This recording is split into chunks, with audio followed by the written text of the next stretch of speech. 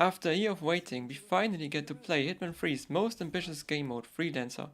And there's a lot to learn, from how it works to what you can win or lose. Let's start with the basics. When you choose a syndicate, you can select one based on the playstyle. There is no best one, it all depends on what kind of gameplay you wanna do. The mission planning also shows you if there are safes or couriers in the area. For the safes, you can either search the free clues nearby or just blow them up. In couriers, just knock them out and they drop the money. And after taking out a syndicate, you unlock prestige objectives. It's your free choice if and which one you wanna do. As a speedrunner, I prefer the time ones, also because they're just very easy and pay good. The last remaining mission of a syndicate will always be the showdown, so you can choose where the showdown happens. Assassins are very easy to spot as they just run straight behind the suspects and have a stronger outline and instinct, and they are a good source for a free pistol. Now, checking each suspect for their clues until you find the right target is quite a time-consuming process, and taking out a wrong suspect will cost you 1000 mercer. Most of them will fulfill all the looks requirements, so it basically comes down to the tells that will give them away. Setting up meetings by stealing a suspect's phone is one way of isolating them to a remote location so you can get a better look, or, if you know the target already, it's a nice way to set up a trap.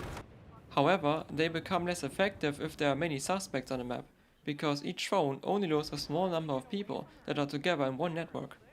So my preferred method, get to a vantage point and just panic the suspects. You can let them safely run away, and when Diana says you found the leader, you kill them and exit. 47, the target is trying to escape. Don't let that happen. And after you defeat 4 syndicates, you win the campaign and get a big payout. Now let's talk about punishments. Quite important as a reminder, the only items at stake are freelancer tools and items in your inventory. Everything at the walls will always stay there, no matter what you do. If you die, you will always lose everything in your inventory and you lose half your mercers.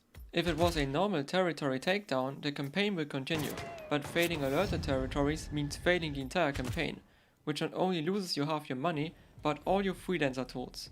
The collector editions of certain gear will also disappear if you die with them. They are only meant to be a way to get back into missions faster after your freelancer tools got wiped.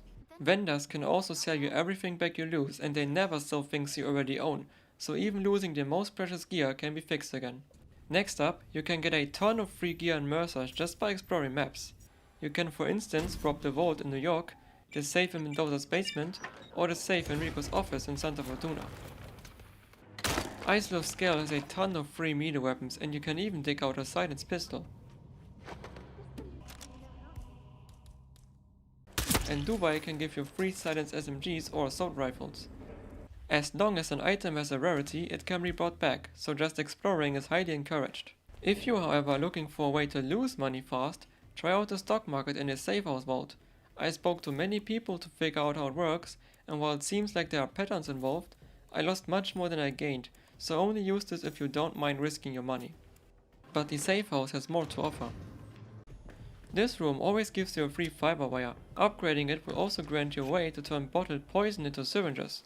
And the shed has a distillery that turns poison mushrooms into poison.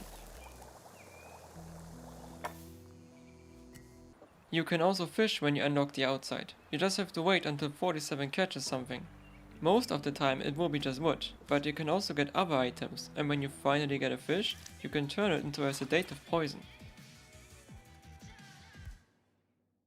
And this free banana can get you easy knockouts, so overall the safe house isn't just decoration. So, what about hardcore mode? After you complete your first campaign, you get the option to turn it on. This will remove all your freelancer tools, and until you turn it back off, failing any mission will lose you all mercers and your campaign. Prestige objectives are mandatory to complete, and failing them will also fail the campaign. In those cases, leave the mission area via exit so you get to keep at least some things. Also, stashes and couriers are gone from the map and minimap. And lastly, you play on master difficulty, so NPCs are more attentive to sound, you take more damage, and bloody assassinations ruin disguises. Item rarity in crates and at the vendor appear to be the same, and payouts for objectives and completing a campaign remain identical to before.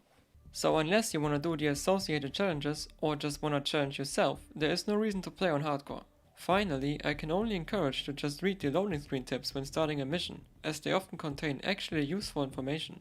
With all that being said, Freelancer gives you much freedom in approach, and there is no wrong or right way to play. So just enjoy and have fun.